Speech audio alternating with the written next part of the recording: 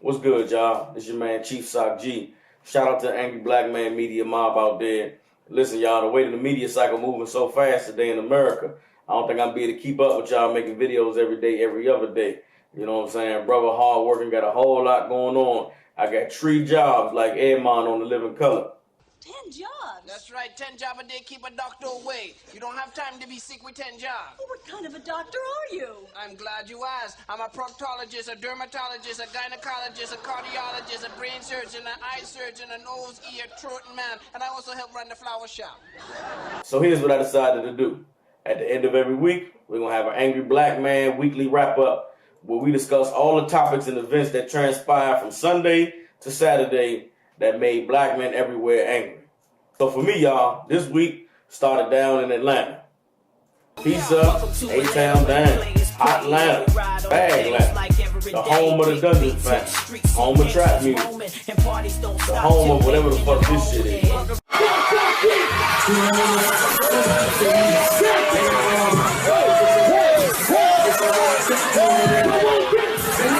The whole Angry Black Man mob touched down in Atlanta last week because my brother Captain Tazariak had a lecture titled Make Atlanta Straight Again. Shout out to the folks at Tees and Quotes down at 244 Peter Street.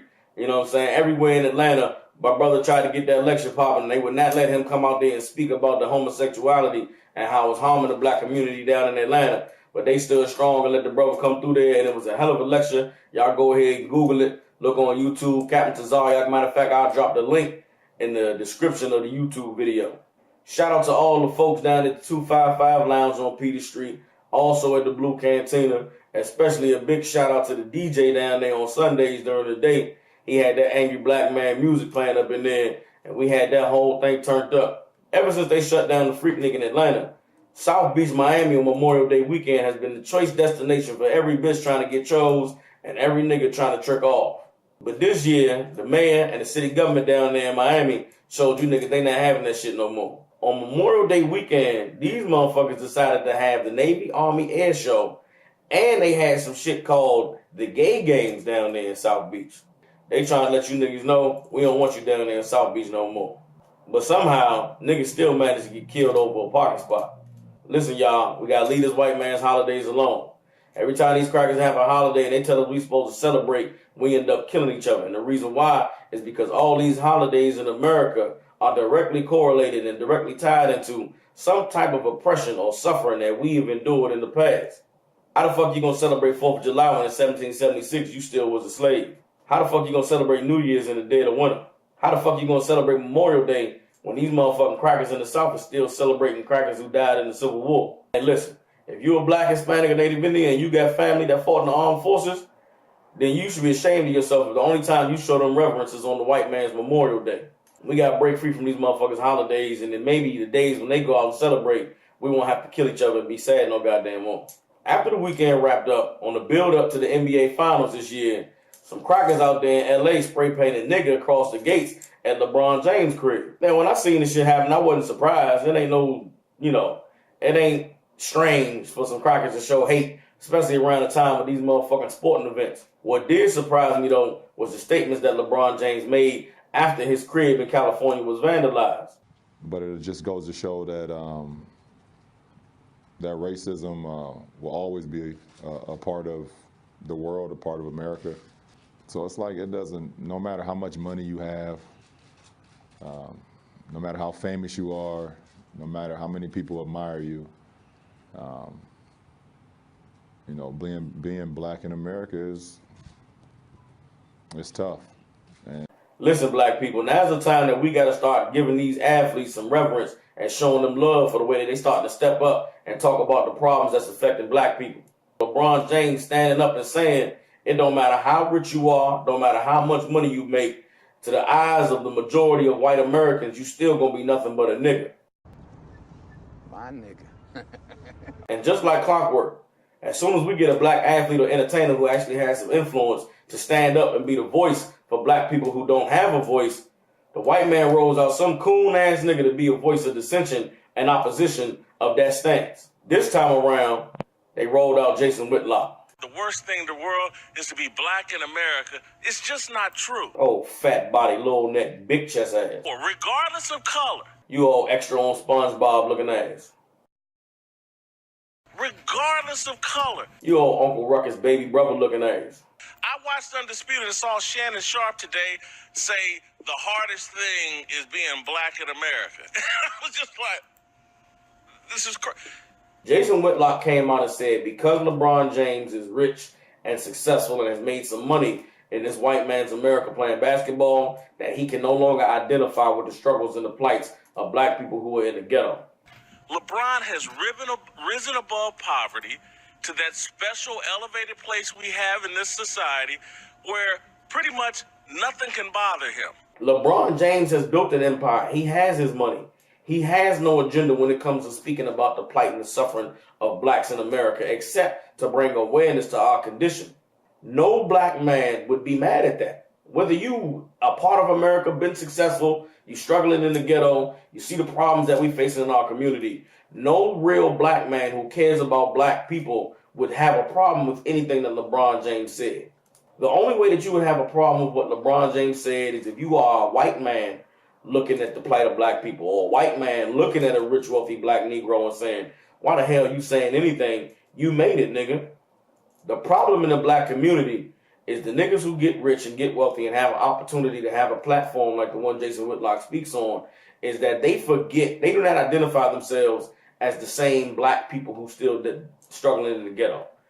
Too many of these black people who get wealthy and successful and go to college and get degrees and have an opportunity to have a voice speak down on the black community because they learn to view blacks through the eyes of white people. Everybody should go check out a book titled $40 Million Slave. I forget the author's name, but $40 Million Slave. And it talks about how the entertainment industry that's been built up around these athletes is designed to keep them from speaking up for the plight of our people. It takes a lot of strength to do what LeBron James did, and we should all applaud that brother. And for coon-ass niggas like Jason Whitlock, we should throw him to these crackers and never, ever allow him to be the voice of blacks in America.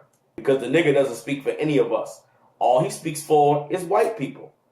And if you go back and look at the great speakers like Amanda General Yohana, you go look at Malcolm X, you go look at brothers like Marcus Garvey, they always talked about the house nigga, you know what I'm saying, or the wolf in sheep's clothing that exists in our community.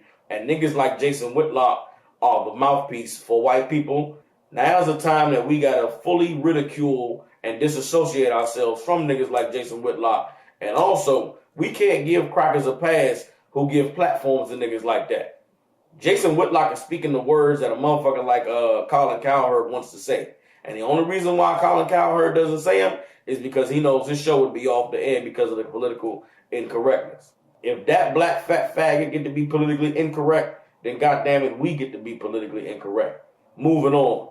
Tiger Woods' mugshot is the way every nigga look at himself in the mirror the morning after he trying to live that mask off life.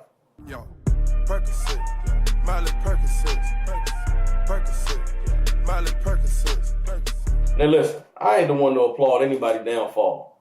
But Tiger Woods, you did a whole lot of evil to the black community when you came out as a young boy and said, I'm not black, I'm Asian.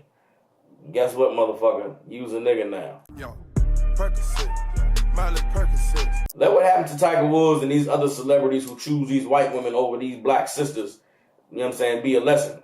Now's the time for you black athletes and entertainers to get to the hood and choose you one of these badass sisters that's walking around. Listen, I know you niggas weak and you say it's hard to deal with black women, you understand, but now's the time to stop envying this white man. Let him have his woman, man. Go to the ghetto and get some of these sisters. Tiger Woods like to fuck a whole lot. Well, there's a ton of sisters he could have got to come clean dishes and fold sheets in his crib and shit, drive him around so he ain't got to be high on Molly and Percocet because his back is hurting. Yo, Percocet, Miley Percocet. NBA Finals kicked off this week. For all y'all basketball, football fans out there, man, it's a great time. You know what I'm saying? We got two great, amazing teams playing against each other. You know what I'm saying? Damn near no white boys on the court, which is, of course, what I love to see.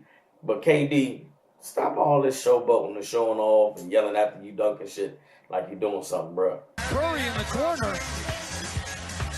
That's just too easy. You can't turn the ball over against these great warriors. Because you pulled a real hoe-ass move when you went to motherfucking Golden State after they beat your asses, you know what I'm saying, after you was up 3-1 last year in the playoffs. Listen, I'm from the DMV, you know what I'm saying, I got an affinity from niggas from the DMV For a long time, we've been waiting for a nigga to get to the level that KD got to so we could all applaud him. But maybe I speak for myself, but that was some real Maryland nigga shit you did going to Golden State. Also this week, my favorite show hit back on Netflix, House of Cards.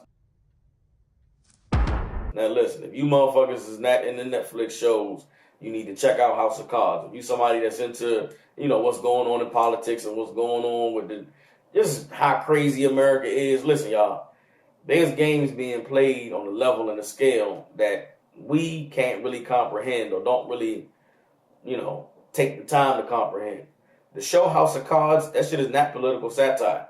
That shit is the white man showing you what's really happening behind the scenes of his government, been happening behind the scenes. And Donald Trump is not the first president where all the crazy shit that's going on now has gone on. It's just in the past, the show has been so scripted that motherfuckers don't stop to really see what the fuck is going on in the government. But that show, House of Cards, shows you how the white man views and identifies power and control. There can be no false steps now. The higher up the mountain, the more treacherous the path. Frank Underwood is my type of cracker. The road to power is paved with hypocrisy and casualties. Never regret. He stopped in the middle of the shit. He turned at the camera and say, "What you motherfuckers thought I was gonna do?" That'd be my shit. Man, check out season 5 of House of Cards. That shit is off the chain. For those of us climbing to the top of the food chain, there can be no mercy.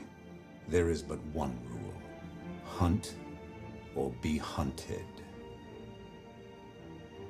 Welcome back. Also, Wonder Woman dropped on Friday. I didn't get a chance to check it out. You know what I'm saying? But I love what they doing with the Marvel comic movies. I love what DC doing with their movies. I'm going to check the Wonder Woman out. I might do a movie review. I'm not sure if I'm going to start to branch off into that yet. But yeah, y'all, that's the Angry Black Man Weekly Wrap-Up. If y'all like the video, go ahead, like, subscribe. You know what I'm saying? If you're on Facebook, like and follow the Angry Black Man Media page. If you're on YouTube, subscribe to the Angry Black Man Media channel. If you're on Instagram, you can check me at Chief Sock G. If you're on Twitter, if you're on Snapchat, it's ABMM1W. Angry Black Weekly Wrap-Up. Is it hot? Is it not? Any topics y'all want me to touch on in the videos that I got coming out, y'all just let me know, you know what I'm saying? This is for us, y'all. This ain't just something that I'm doing. You know what I'm saying? I'm just a voice. I'm just a nigga who establishing the platform. I'm doing these videos to really give us an opportunity to be able to talk and dialogue wherever you are in the country, whatever your background is, whatever your educational level is. We all black at the end of the day. When I say we black, meaning we the people who came over here in slavery. We the people who had our identity, our culture, our heritage stripped from us. And now's the time when we got to start picking up the pieces and realizing that the one thing we have in common is our plight in this place. So y'all holler at me, man. Let me know what you think in the comments. Anything I didn't touch on, anything that I did touch on that you want to talk about. You know what I'm saying? Let's get it started. Let's get the conversation going. Y'all get the conversation started on the YouTube. Y'all retweet, you know what I'm saying? Holler at me, let me know what y'all think. This your man, Chief Sock G, signing out, y'all. What's wrong with you? What's wrong with y'all? You niggas are crazy.